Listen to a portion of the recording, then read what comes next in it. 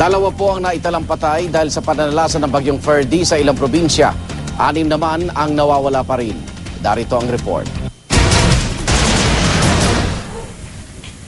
Dahil sa malakas na ulan, napuno ng tubig ang sinasakyang bangka ng mangingisdang si Jonathan Sagodakiel at isa niyang kasama sa Lumban, Laguna. Lumubog ang bangka at natangay ng ilog si Sagodakiel habang nakaligtas ang kanyang kasama. Matapos ang 20 oras, natagpuan si Sagodakiel na wala ng buhay. Isa siya sa 2 nasawi dahil sa pananalasan ng bagyong Ferdy nitong weekend na sinabayan pa ng hanging habagat. Ang isa pang namatay ay si Velbor Reyera na nalunod din matapos matangay ng agos sa ilog sa Nagilian, La Union. Ayon sa NDRRMC, 6 pa ang nawawala bunsod ng masungit na panahon. Kabilang sa kanila ang 4 na mangingisda sa Bolinao, Pangasinan na pumalaot nitong Biyernes sa kabila ng pagulan at malalakas na alon. Patuloy ang paghahanap sa kanila. Sa Cainta, Rizal naman, 5 pamilya sa Barangay San Andres ang inilikas matapos masira ang kanilang mga bahay nang rumaragas ang baha nang umapaw ang isang ilog.